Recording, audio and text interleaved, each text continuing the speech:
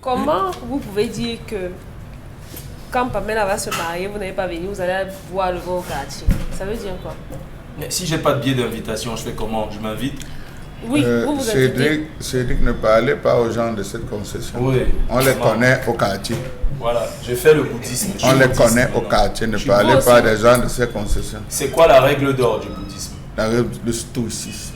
Voilà. Le bouddhisme, Restez Regarde. calme. c'est bantou. Reste calme. Restez calme. C'est bantou déjà. Hein. Oui. Face à l'adversité, restez calme. Face au torrent déchaîné, gardez le calme du lac. Donc vous s'aimez la zizanie dans la concession de quelqu'un, après vous dites... Non, Jamais rien s'aimer. non, c'est la concession qui a provoqué les voisins en disant que comment il y aura cérémonie et tu nous dis que tu seras en train de boire ailleurs. Or, il est hors de la concession. Mais il sera invité. Il y a des chiens méchants. Il va être invité. On ne vient pas. On ne vient On vient pas. vous chercher. On ne supporte pas les voisins. Votre concession est compliquée. Bonjour mon beau. Bonjour. Pamela Fomen, bonjour. Bonjour Cédric. Ça va? J'aurai droit à mon billet d'invitation. Bien sûr. La concession est ouverte pour tous les gens qui sont... D'accord, et après on va... Vous êtes très facile. Non, justement, le bouddhisme aussi parfois dit celui qui crache en l'air reçoit lui-même sa propre Il faut te faire plaisir. Vous êtes très facile. Il ne résiste pas au vin, en fait. C'est une affaire de vin. Gratuit. Elle peut pas savoir. C'est une affaire de C'est une vin. affaire de vin, vraiment. Les voisins de la concession, vraiment. Vous savez pas. Dominique Audrey, l'histoire du jour. C'est un problème de voisinage, justement. Oui. Bonjour le Zénith. Mon problème est le suivant. Je suis une femme de 27 ans. Mon mari et moi vivons dans une mini-cité avec nos 2 enfants âgés respectivement de 2 ans et demi et de 9 mois. Mon problème est que les enfants de ma voisine sont tellement insolents. Ils insultent à tout va, tellement têtus. Ils n'obéissent ni à leurs parents, ni aux ordres qu'un potentiel adulte peut leur donner. Et en plus de cela, ils sont désordonnés. Figurez-vous qu'ils laissent leurs chaussures un peu partout. Ils laissent leurs jouets traîner partout. Et pour les plus petits, parfois, il leur arrive de venir faire leurs besoins devant la porte des voisins. Et quand on fait un reproche à l'enfant, c'est la maman qui lance la main en disant « Ah, laisse-moi !» Et ma fille, quant à elle, a commencé à capter cela. Elle également a commencé déjà à prononcer des gros mots. Je les entends parfois dans la cour lorsqu'ils sont en train de jouer, fredonner des chansons obscènes. Je ne sais plus quoi faire, impossible de discuter avec la mère de ses enfants. Du coup, malgré les efforts que je fais pour leur donner une bonne éducation à mes enfants, la fille est toujours influencée par le comportement de ses camarades. J'aimerais savoir comment faire pour inculquer à mon enfant une éducation impeccable dans un environnement aussi pollué. Bien trouvé l'adjectif. Merci, Maman Bengan. Comment éviter la contamination pro-max de mes enfants? Contamination quoi? À grosse échelle. Comment réduire un masque ici ne suffit pas pour éviter la contamination. Comment on fait Et impossible de déménager. Avant que vous ne lui demandiez de déménager. Impossible de déménager. Elle a tellement déménagé que là, elle est coincée. Et en plus, le quartier est bon. Parce que c'est la première chose que je lui ai dit. Déménager, elle dit que non, l'endroit est proche pour son mari et elle pour les lieux de travaux, les différents lieux de service, le marché est proche, l'école également. Et le coin est cosy, vraiment. On n'a pas envie de partir. Et donc, il n'y a pas d'autres maisons dans les environs qui seraient à louer où elle pourrait aller vivre? Non, selon elle, sauf si elle va se déporter vers un autre point.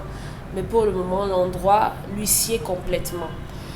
Déjà, il faut noter que c'est une histoire très courte par rapport à celle d'hier quand même. Ouais. Oui, par rapport à celle d'hier, elle est... Oui, vous aimez quand c'est long? Non, personnellement, non. Voilà.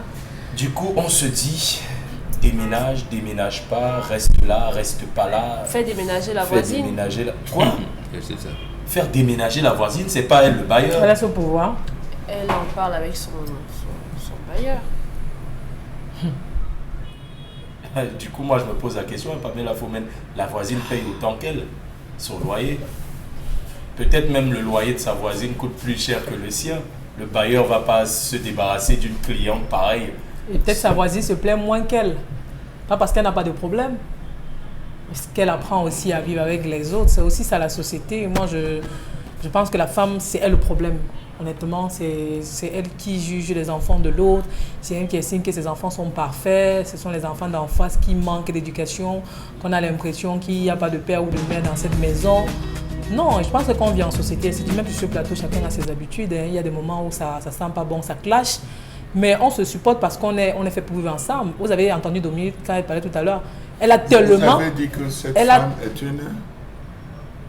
Qu'est-ce que j'ai dit? C'est une femme à problème. Ah d'accord, c'est une sorcière. C'est une femme à problème. On a utilisé le terme de sorcière. Je voulais juste me rassurer que c'est Pamela qui parle. Oui, mais elle a dit un problème, elle n'a pas dit non, j'ai dit je voulais me rassurer que c'est Pamela qui parle. Comme ça, il a cru que c'était un bon boc en fait. Non, il a juste dit qu'il y avait possession, il y a un transfert d'esprit entre lui et Pamela. Donc du coup, elle va vous mettre ses cheveux sur votre tête. C'est ma logique et je pense que cette femme, c'est elle qui est le problème. Vous avez entendu Dominique quand je disais. Dominique fait savoir qu'elle a tellement déménagé. C'était pas dans l'histoire, mais je crois qu'au niveau de l'explication, elle fait savoir que l'option de déménager vraiment... n'évoquez pas parce qu'elle a tellement déménagé. Allez savoir pourquoi elle a toujours déménagé. Ça veut dire que partout où elle a vécu, les enfants étaient toujours comme ça. Ah, c'est elle le problème. Ça, c'est un détail qu'il va falloir. Elle a beaucoup déménagé. Oui, c'est ça. Elle n'a pas besoin de l'histoire. Elle a dit que. Pour quelle raison, on ne sait pas. Ne lui demandez pas de déménager parce qu'elle a déjà. Dominique Audrey, elle a bien lu l'histoire. Cette fois, elle a bien lu l'histoire. Elle a bien lu l'histoire. Il ne faut pas influencer ma pensée. Ah non, voilà. Non, vous en faites pas. Oyengele, c'est pas une influenceuse. Non, pas encore. Peut-être elle a dit pour vouloir soutenir la dame, mais c'était une erreur. Non, je dis qu'elle a tellement déménagé. Autre. Je crois que lorsqu'on vit avec des gens, on apprend à s'accommoder. C'est-à-dire que l'homme n'est pas parfait. Même vous, c'est dit que vous n'êtes pas parfait, je ne suis pas parfait, personne n'est parfait, mais on fait l'effort de vivre parce qu'on est dans une société. Vous n'allez pas demander à cette dame de déménager parce qu'ailleurs, elle va trouver les enfants qui volent. Elle viendra se plaindre. Elle va déménager de là, aller ailleurs. Elle va voir que la voisine guette son mari. Elle va déménager. Donc, ça veut dire qu'elle va quitter maison après maison. Ce qu'elle doit faire, si elle nous regarde, qu'elle garde ses enfants chez elle, d'abord. Puisque vous allez et nous connaissons tous les... c'est ce que je voulais dire. Nous connaissons tous les enfants. Les enfants ne peuvent pas rester dans leur maison. On parle des tout petits. C'est-à-dire que lorsque l'enfant de la voisine est en train de manger, c'est là-bas qu'il va. Lorsque on a acheté le vélo à l'enfant de la voisine, c'est le vélo là qui va pédaler, pourtant il a son vélo à la maison. Donc, ça veut dire que les enfants sont appelés à vivre ensemble. Ce qu'elle doit faire, c'est que quand l'enfant de la voisine commet ce genre de choses, elle doit faire le reproche à l'enfant. Maintenant, la voisine ne permet pas. C'est justement à ce moment qu'on doit reprocher à la voisine parce qu'une personne ne peut pas faire le reproche à votre enfant. Vous estimez qu'elle est en train de mal faire. Une autre personne pourrait taper votre enfant et ça va engendrer... Elle devrait avoir une discussion avec sa voisine, c'est ça? D'abord. Elle doit avoir une discussion avec sa voisine, essayer d'évoquer la question, votre enfant, je pense que comme ça. Ce n'est pas une leçon qu'elle veut donner. Non, ce n'est pas une leçon, c'est une remarque. Parce que ces enfants ne sont pas aussi parfaits.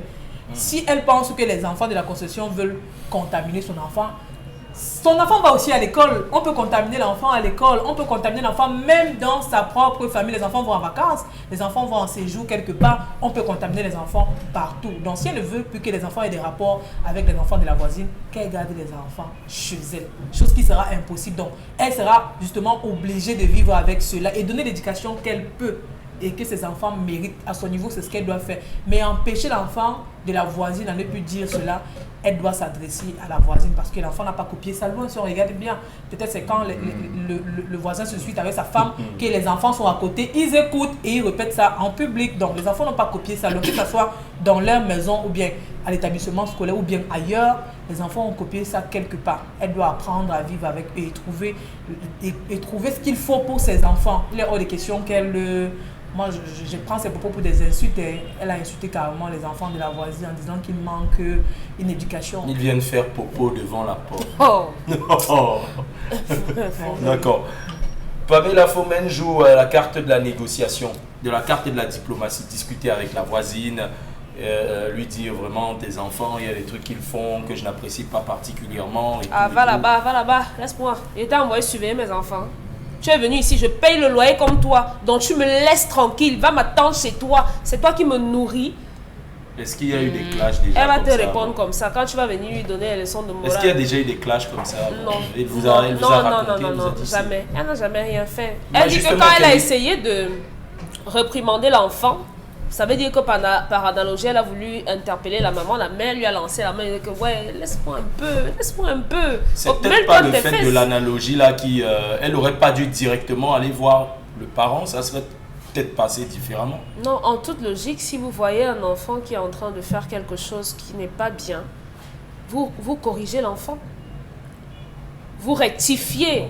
Bon, peut-être corriger peut froisser ou vous rectifiez là. Et maintenant, si le parent sort ou bien si le parent n'est pas là, ou bien quand la maman revient du marché, vous lui dites, est-ce que Clarisse t'a même dit que je l'ai fouettée? Je l'ai fouettée parce qu'elle est venue chier devant la porte de Charles Armel. Même pas forcément devant ma porte. Hein. Je veux dire que si l'enfant dans la société pose un acte qui doit être reprimé, il est important que n'importe qui puisse reprimer l'acte. Regardez par exemple comment ça se passe sur les réseaux sociaux. Si on voit un parent, on a vu même par exemple l'image d'une petite fille défiler pendant les fêtes de fin de l'année dernière avec une perruque qu'on lui avait collée sur la tête, des ongles et des cils et tout ça. Oui, Vous avez vu que tout le monde... C'était une petite grande en fait. Voilà, tout le monde c'est un peu offusqué, s'en est offusqué. Et on a, même si on ne savait pas qui était vraiment le parent de cet enfant, tout le monde a donné son avis. C'est de la même façon qu'un voisin peut émettre un avis sur le comportement de l'enfant du voisin.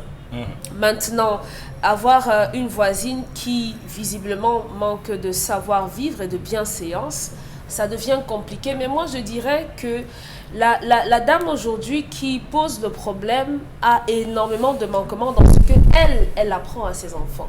Parce que avant que votre enfant ne se retrouve dans la rue à apprendre à acquérir de quelconque connaissance, bonne ou mauvaise, il faudrait déjà que vous leur ayez appris des choses à l'intérieur de votre maison. Quand votre fille revient, votre petite fille, votre garçon revient à la maison et commence à prononcer des gros mots. Je ne vais pas dire les gros mots ici. Oui, non, surtout pas. Hein. Il y a des enfants, bon, c'est peut-être qu'ils sont... C'est vous les enfants, c'est vous l'enfant. Donc, quand l'enfant revient avec les gros mots, au lieu de crier ou de taper, hé, ferme ta bouche. On tape la bouche de l'enfant et tout ça. Qui t'a dit ça, pam, pam, pam, sur le dos? Vous dites simplement à l'enfant, où est-ce que tu as entendu ça? On ne dit pas ça, c'est méchant, c'est comme ça. Une fois, deux fois, vous le répétez constamment à l'enfant. Et même quand l'enfant ira dehors et tout, il dira à son ami, ma mère a dit qu'on ne dit pas ça. Et l'enfant ne répétera pas. Vous savez, je vais vous prendre une petite digression. Oui.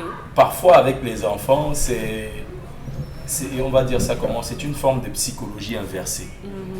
Je me rappelle, l'un de mes neveux, il avait appris un gros mot. Je ne vais pas dire le gros mot ici. Il a entendu un de mes frères prononcer un gros mot. Et il a répété. Le gars a dit, il est venu voir mon frère, il a répété le gros mot devant lui. Mon frère a direct su que c'était lui qui l'avait dit. Et il a pris chez lui. Mais vous savez ce que mon frère a fait? Il n'a pas tapé. Non, tape pas. Il lui a dit, tu sais quoi? Je connais un mot encore plus gros que ce que tu viens de dire. Et vous savez, c'était quoi le mot? Gastéropode. En fait, mon neveu attendait sa grand-mère pour répéter le mot devant sa grand-mère. Mais comme mon frère a dit gastéropode, Ouais. je me suis tourné, j'ai fait le genre, comment tu as pu dire ça à l'enfant-ci? Et mon neveu a direct cru que c'était un mot hyper grave. Du coup, c'est ça qu'il allait plutôt dire à sa répéter mamie. à sa grand-mère. Il a même En oublié le oubliant précédent. l'autre Voilà. mot. Donc, il faut parfois, c'est procéder peut-être la de psychologie cette inversée. façon. Donnez d'abord les bases à votre enfant. Ce qui fait que même si, en étant en contact avec le monde extérieur, il va apprendre des choses, ce sera difficile que votre enfant soit corrompu. Et Donc maintenant, on élimine la thèse de la diplomatie, de la causerie. non, vous pouvez discuter. Mais il y a des façons, quand vous savez comment les gens sont, tout le monde n'a pas de bonnes manières. Ouais. Tout le monde n'est pas civilisé. Donc maintenant, quand vous vous rendez compte que la personne avec laquelle vous êtes appelé à parler n'a pas de bonnes manières, vous devez essayer d'entrer dans son registre, dans son logiciel pour savoir comment aborder. Mais je ne crois pas que cette femme soit... Le féminin de l'ours, c'est quoi? De L'ours. une ours avec un E. Ok. je ne pense pas que la dame soit une ours, un ours. Oui, une ours. Bon, la femme d'un ours, elle ne va pas vous manger non plus. Donc, vous allez, comme c'est la période des fêtes là, généralement dans les concessions, on se regroupe, on mange ensemble.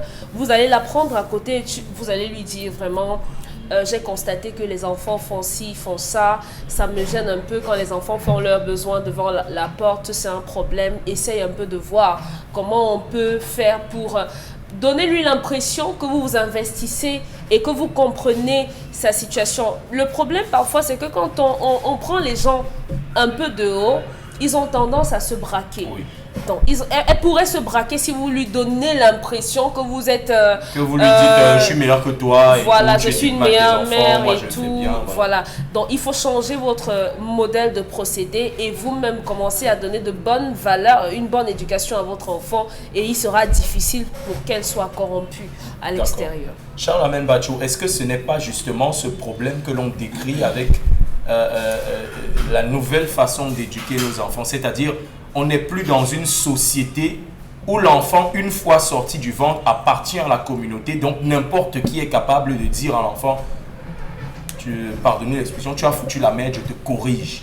Est-ce que c'est pas ça le problème, qu'on ait perdu cette capacité à voir une communauté se mettre ensemble pour éduquer un individu, un enfant? Vous savez, ce sujet m'intéresse beaucoup. Pourquoi? Parce que c'est ce qu'on vit au quotidien. Bon, quand même. Les cours communes surtout. Qu'on vit constamment. Quand une femme n'a pas été à l'école du mariage, il y a des choses qui l'échappent. Hein? Il y a des choses dont elle croit avoir la supériorité. Et troisième point, il y a son ego.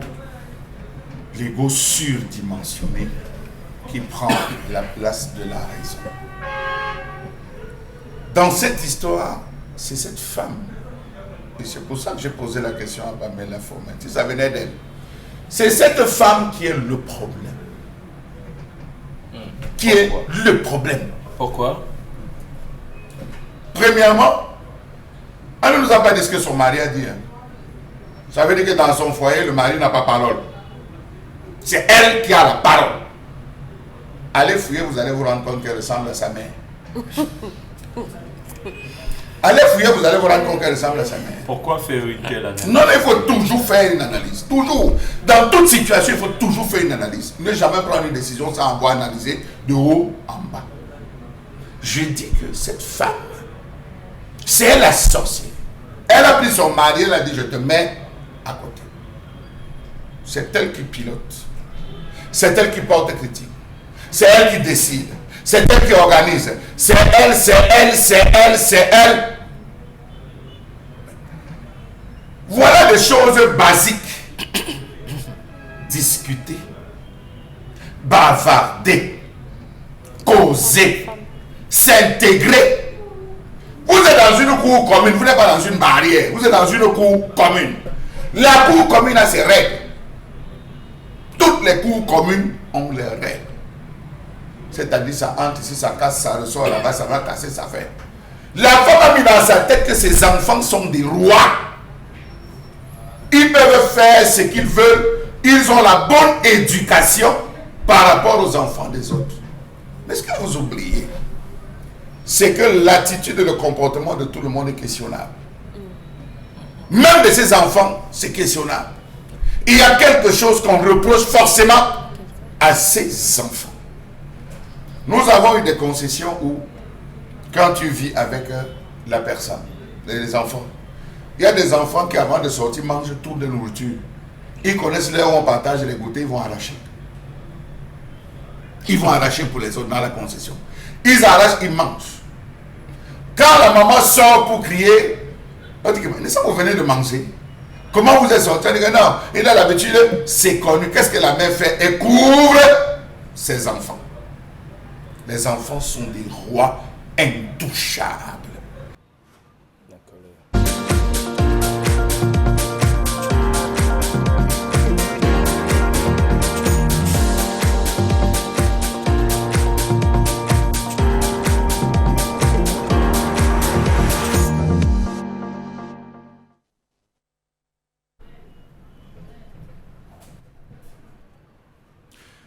Je m'interroge ce jour sur la question de la mauvaise codification des codes barres sur les produits en vente dans les rayons des grandes surfaces dans ce pays.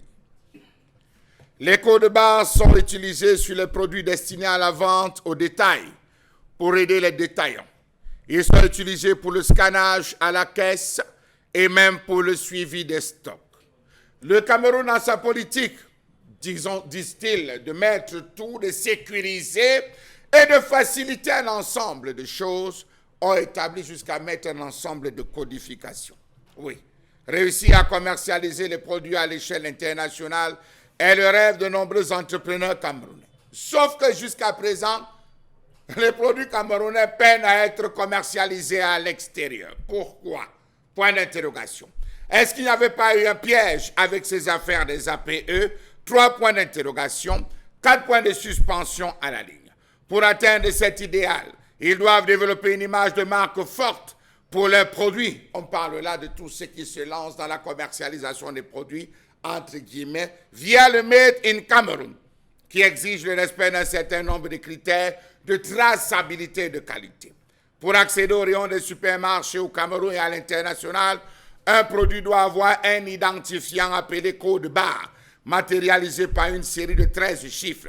Il permet, grâce à un scanner, d'identifier automatiquement et d'engendrer instantanément le prix de l'article à la caisse. Vous avez probablement déjà vu au supermarché un caissier qui essaye de lire un code barre plusieurs fois avant d'abandonner de saisir le code UPC manuellement. Imaginez maintenant ce qui se passe dans le secteur de la fabrication et de la logistique lorsque la mauvaise qualité des codes barres entraîne l'arrêt d'une ligne de production ou d'un tunnel de réception d'un produit. Et à 5 jours, je suis rentré dans 4 supermarchés. J'ai voulu prendre un produit. Arrivé à la caisse, on l'a placé devant la machine qui lit les codes barres. Rien. Retourné, rien. J'ai laissé, je suis allé dans un autre supermarché. Rien. Le même produit, rien. Que s'est-il passé? Et on en voit constamment, ou après c'est la caissière qui vous dit, il y a un problème sur cette machine, laissez que j'entre dans l'ordinateur. Le code barre permet de tout connaître d'un produit, de suivre et gérer les flux, ainsi que les stocks d'une entreprise. Il permet également de lutter contre les malversations, car à chaque passage de code du produit en caisse, le produit est directement automatiquement enregistré comme vendu. Il existe 3 types de codes pour le commerce de détail. Quel est donc le rôle du commerce, du ministère du Commerce et de l'Agence nationale des normes et des qualités? Quel est le degré de sécurisation du code 617, code de pays attribué au Cameroun par GS1 International dans un souci de standardisation internationale? Comment comprendre que plusieurs codes barres marqués sur des produits locaux ne soient pas fiables dans un pays où l'on veut vendre le Made in Cameroun?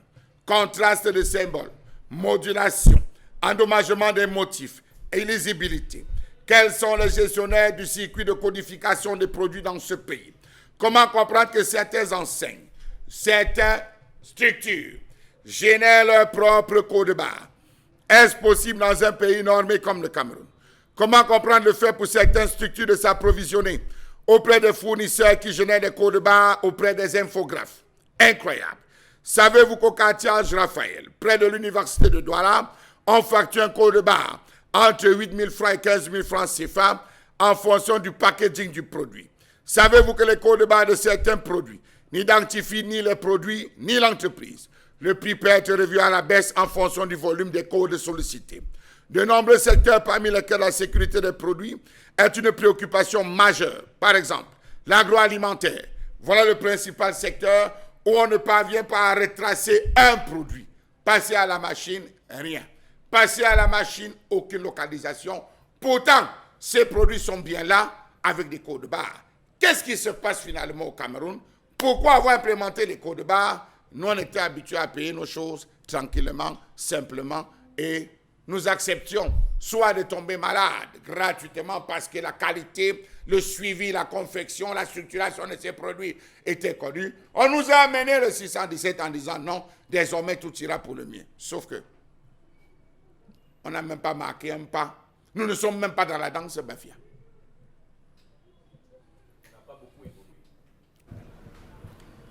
Les derniers chiffres révèlent que plus de la moitié des clients camerounais rencontrent qui ont accès à des grandes surfaces. Ce n'est pas forcément le cas de chaque pays. Nous tous ici sur ce plateau, on n'a pas forcément accès aux grandes surfaces. Mais plus de la moitié des Camerounais qui ont accès à ces grandes surfaces sont confrontés régulièrement à ce problème de code barre. Donc, déjà, je me tourne vers vous, Momo Mégane. On parle de promotion du Made in Cameroun. Les produits camerounais ont du mal à se vendre dans les grandes surfaces et à l'étranger. Le problème a une certaine codification du code barre. Le code barre est une sorte de sécurité qui garantit la traçabilité du produit, mais également le fait que d'où le produit vienne, il soit de qualité. Comment comprendre qu'on est entre guillemets des circuits frauduleux dans quelque chose que le Mincommerce et l'ANOR étaient censés garantir? Expliquer comme ça, on ne peut pas vite comprendre. Il faut dire que chaque produit, comme l'homme que nous sommes, a une identité. Bien sûr. Nous, on a nos empreintes digitales. L'identité, c'est quoi? C'est ce qui est particulier à chaque homme. 1m50 pour nous, les rabougris. Après, on va chercher un signe particulier. Les empreintes digitales, vous l'avez dit, ainsi de suite, ainsi de suite. Après, nom, prénom, père, tout ça, tout ça. C'est ça, l'identification. Il en est de même. C'est déjà l'empreinte rétinienne au niveau des produits. Mais quand le Camerounais lui-même n'a pas d'identité,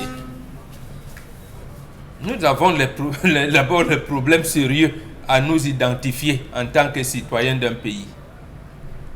Ce sont nos produits qui auront les identités.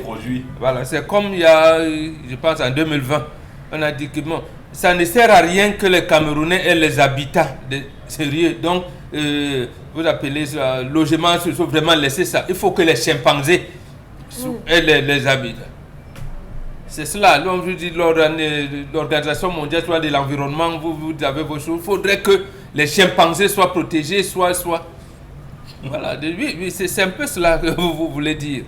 D'abord, l'identité camerounaise n'est pas préservée. Deuxièmement, le livre, c'est-à-dire qui véhicule l'information qui doit être échangée, là-bas, c'est la Bibliothèque nationale en principe qui délivre ces numéros, on appelle là-bas ISBN. Oui. Voilà. Et ici, tous les produits manufacturés, c'est la Chambre de commerce qui doit encadrer ça justement sous l'encadrement du ministre en charge du commerce. On vous dit que vos eaux minérales seront ceci. Si vous avez 8 eaux minérales, voilà l'identification générale pour les eaux minérales. Maintenant, chacun, en fonction du nom commercial, on va lui attribuer ceci pour différencier que ceci n'est pas ça, ceci n'est pas ça. Si vous avez des biscuits, voilà comment vous allez les identifier. Plus les noms des biscuits, vous serez attends. Donc, vous n'avez pas d'abord votre identité. Moi, je suis resté 3 ans sans papier. Donc, vous pensez que, moi, étant sans papier, je vais faire en sorte que les produits qui aura des papiers. Il y aura des papiers. Voilà. D'accord. Pamela Foumène, quand on parle justement de code d'identification d'un produit, on tire cette bouteille entre nos mains. Je tiens cette bouteille entre mes mains. Un individu lambda, je sais pas, on a vu des faussaires tout le temps dehors, il décide qu'il va ramasser les bouteilles. Il va ramasser des bouteilles, il prend une eau de qualité douteuse, l'eau du puits, je ne sais pas trop quoi, il met à l'intérieur, il procède au scellé. Il va aller, je ne sais pas, il y a des endroits là, il y a Ange Raphaël et autres. On va prendre un code barre existant, le multiplier à l'infini pour la poser sur un produit. Résultat des courses, vous arrivez, ils commercialisent un peu partout et ça rentre même déjà dans les supermarchés. Vous arrivez, vous mettez tout, ça ne passe pas. Parce que ça existe. Alors que si en haut, là, avec le blue, c'est le blue que vous appelez. Résultat, comment on peut garantir la sécurité dans les produits, et généralement c'est les produits de consommation directe. Comment peut-on garantir la sécurité dans les produits de consommation directe lorsqu'on est incapable de faire une certaine traçabilité de produits sur le territoire camerounais? Là, ça s'adresse au ministre du Commerce. Oui, comme ministre du Commerce, alors registre du commerce et tout. Les finances aussi. Ministre des Finances. On prépare ça pour les lois des finances différentes. Voilà. Au départ, je croyais que c'était une rumeur. Au départ, je croyais que c'était juste du sabotage.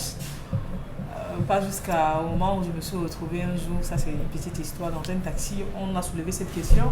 Il y a des personnes qui faisaient des témoignages pareils, qu'Ange Raphaël ont fait ce genre de choses, ce genre de pratique. Il y avait une caissière, mais sauf qu'elle n'a pas voulu, elle disait ce qu'elle rencontrait comme difficulté, elle qui est à la caisse dans un supermarché de la place. Au départ, moi, je croyais que c'était un sabotage, peut-être elle était mal payée, elle voulait juste aller à l'encontre de l'entreprise, mais quand j'écoute la couleur ce matin, j'ai envie de me demander qu'est-ce qu'on ne fait par Ange Raphaël.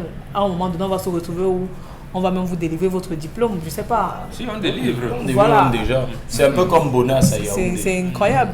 Le week-end, par expérience, j'étais dans un supermarché où je suis allée acheter un produit made in Cameroun. Honnêtement, je l'ai vécu. Vous avez vécu? Oui. Je ne sais pas si j'ai fait bien de poster. Comment vous avez réagi? Non, mais la dame qui était à la caisse m'a fait savoir que c'était un bug du système. Oui, voilà ce qu'elle m'a fait savoir. C'est-à-dire que j'avais pris ce que j'avais à prendre. Elle a fait ce qu'il y avait à faire, mais on arrivait sur le produit. Ça ne passait pas. Au point où j'étais obligée d'abandonner et aller acheter ça au marché, dans un marché qui n'est pas supermarché. Bon, je ne sais pas comment est-ce qu'ils font ça. Sinon, pour moi, avoir un code barre, ça garantit énormément de choses au niveau d'abord de la crédibilité du produit. Ça vous met d'abord, ça vous retire les doutes. On connaît que nous sommes au Cameroun et on connaît les trafics qu'on observe. Mais si vous avez en face de vous un produit qui, vraiment, le code barre, on dit que ça bug, je crois que... Il y a du souci à se faire. Il y a du souci, franchement, et qu'on vous dit quelque part qu'on fait ça à 8 000 francs et 15 000 francs. C'est-à-dire que n'importe qui, vous, moi, n'importe qui peut se lever et puis va tout simplement se faire son code barre et les Camerounais vont consommer tout et n'importe quoi. Et du coup, on se retrouve... Je rappelle que le ministre du Commerce a demandé aux importateurs d'augmenter le taux la quantité d'importation de riz pour cette fin d'année d'à peu près 150 000 tonnes pour pallier à une éventuelle pénurie sur le marché. Maintenant... On est à plus déjà. Oui, on est à plus. On n'est pas à 150 000. Parce que l'Inde a dit qu'il n'envoie plus son riz.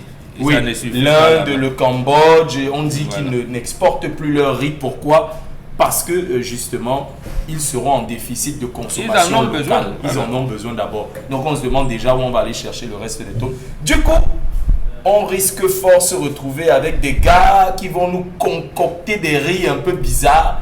Et sur ces sacs de riz, il y aura un code barre. Made in India. Il y aura un code barre, peut-être made in India. Vous parlez du riz. Le Cameroun est le seul pays où quelqu'un avait réussi à transformer un don de la République populaire de Chine en don du RDPC.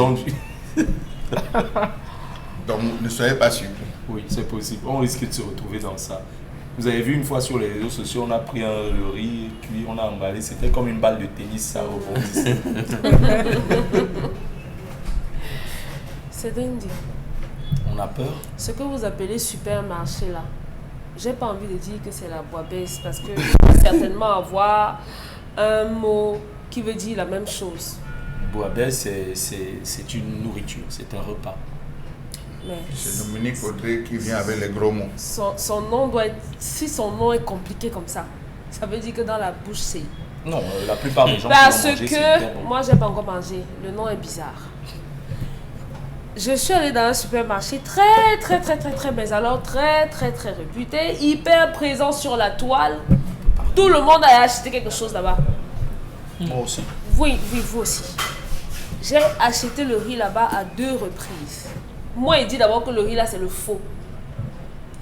Et au vous moment avez les éléments pour certifier ce que vous dites. Vous ne pouvez pas acheter le riz parfumé, vous préparez, ça ne sent pas.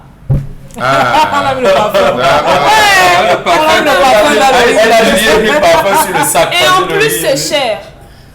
Donc, vous achetez le sac, vous savez que le sac de riz ici, même quand on fait la publicité, c'est parfumé. Quand vous regardez la présentation du riz dans le plat, ça se voit même à la télé que ce riz est parfumé. Et avant, quand vous achetiez, c'était parfumé. D'accord. Maintenant, vous allez 2 fois dans le même supermarché, vous achetez. Et quand vous allez arriver à la caisse avec votre sac de riz, elle place devant sa machine, non, ça ne pas. sort pas. Elle appelle un gars, elle dit, va un peu regarder le prix sur l'étalage du riz. Tu vas voir, c'est le riz, machin là. Va regarder là-bas. Elle ne vous demande pas de remettre le truc qu'elle possède dans l'enregistrement manuel. Non, le mec va venir vous donner le prix qu'elle va saisir dans la machine. Oui, l'enregistrement manuel. Donc quoi qu'il en soit, qu'il soit bon ou mauvais, vous prenez quand même le riz. Vous venez de vous faire entuber. Parce que vous ne connaissez pas le prix. Vous avez juste pris l'article. Vous savez que vous avez payé à la caisse. Hein? Donc, code barre, aujourd'hui, n'importe qui peut vraiment... Il y en a qui se fabriquent. On a barré le Cameroun. Oui. Code barre, on barré. Oui. Parce qu'on vous dit le code barre, ça représente le pays, le numéro de l'entreprise, le numéro du produit, le numéro de ceci. Mais si vous allez dans un supermarché et que vous allez acheter un produit avec le même code barre, ou bien qu'on va vous vendre un produit à l'étalage avec le même code, un code barre identique, pour par exemple les 5 bouteilles ici, ça veut dire qu'il y a un problème. Il y a un problème quelque part. Et justement, Charles Armel, très souvent en Europe, lorsque les agences de normes et de qualité se rendent compte de la défaillance d'un produit et de son risque pour la sécurité alimentaire, l'on procède au retrait de ce produit sur le marché. Et généralement, cela est effectué à travers l'identification, à travers code barre de toutes les spécificités du produit pour les rappeler en usine. Imaginons un peu une seule seconde. On a un riz défaillant sur le marché qui contient, je ne sais pas moi, des substances toxiques, genre des pesticides qui sont nocifs à l'organisme. Comment on va faire pour retirer ce riz du marché si toute la cargaison, en réalité, il n'y en a que 5 parmi qui ont des codes barres authentiques qui ont été multipliés à l'infini? Comment les produits font-ils pour sortir de l'usine ou des hangars sans qu'il n'y ait un contrôle, sans subir de contrôle de qualité, de contrôle de vérification de qualité? Première question. Comment ces produits font-ils pour intégrer les magasins de ces supermarchés sans qu'il y ait une batterie de contrôle? Parce qu'un produit mal vendu, mal fait, contrefait, vendu dans un supermarché engage le responsable des supermarchés. Comment le font-ils? Le responsable du rayon, je le vois souvent en Europe, il y a un responsable qui passe de temps en temps, rayon par rayon, il fait tchak, ça donne, il vérifie pour se rassurer et il enlève les produits, il faut le dire. Même la date de péremption et tout y figure. Alors, si en 2019-2020, on a pu commercialiser dans ce pays des sardines rouillées dans une boulangerie, nous l'avions dénoncé à cette époque, on avait dénoncé sur ce plateau qu'on vendait dans une boulangerie de la place des sardines rouillées qui était susceptible de donner le tétanos par voie orale, pardonnez-moi, aux différents consommateurs. Rien n'a été fait. Vous allez vous rendre compte que moi, je vous ai dit que j'ai fait le tour. J'ai pris un seul produit dans la majeure partie des structures. Lorsqu'on mettait, ça ne passait pas. On met ça en passement, on ne sait pas. Vraiment, la machine, s'il y a un problème. Est-ce que la caissière qui est là le sait? Est-ce que la caissière le sait? Question. Est-ce que le chef rayon le sait? Question. Est-ce que le chef magasinier le sait? Il y a tellement de questions qu'on peut se poser. Mais lorsqu'on sait que pour contourner le fisc, contourner les textes réglementaires, contourner le contrôle, on est prêt à faire. Quand ces gars arrivent, on dit que monsieur le contrôleur, madame Oyengelek, vous êtes venu pour le contrôle. Je peux vous rassurer que notre établissement, depuis sa création, est une entreprise citoyenne dans ce sens que nous ne nous sommes pas d'ailleurs. Vous pouvez vous rendre compte qu'on lutte contre la vie chère. Vous pouvez vous rendre compte qu'on a inséré les produits locaux. Regardez là-bas, il y a le manioc, il y a la tomate, il y a ceci, il y a cela. Vous pouvez voir ces produits. Vous allez vous rendre compte que même le principe de codification, c'est là. Si vous voulez, on peut faire les tests. Un point d'honneur. Et nous mettons un point d'honneur à respecter cela. Cela étant dit, je vous invite désormais à faire le tour. Oh, monsieur Mathieu, on vous fait confiance. Vous savez, le fait de rester pour moi debout comme ça, vous savez, je suis déjà vieux, monsieur Mathieu. Il faudrait plus avec ces chaleurs ambiantes, est-ce qu'on peut s'asseoir quelque part? Parce qu'il est question qu'on parcourt un peu la paperasse, il y a quelques dossiers que vous devez signer. Je l'amène dans un bureau hautement climatisé. Mais cher ami, vous préférez en 18 ans, 21 ans ou bien 23 radio, vous savez. Avec ou sans citron. Vous savez, on ne se refuse pas à ces périodes de fête. Non, regardez le film que ces gars produisent. Donc quand ils sortent de là, ils disent pas besoin, contrôle effectué, tout est OK. D'accord. Et on est dans une république de faux confrères Niem Popoli où les cheveux faux, les ongles faux, les seins, les fesses faux et même les côtes barres faux. On marque une courte pause et on revient juste derrière. Lili Sai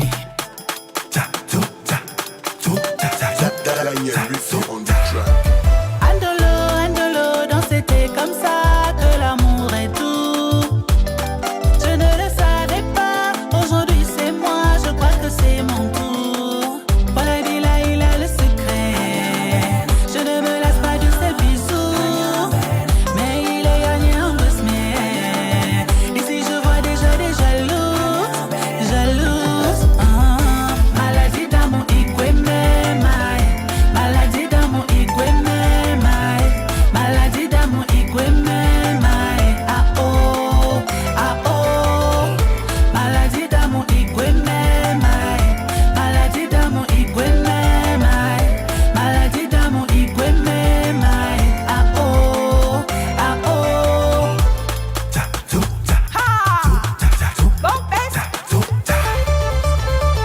Allô maman, c'est validé, bientôt madame, fini les doutes. Tous les jours de notre vie il me pose, à mon réveil il me dit I love you.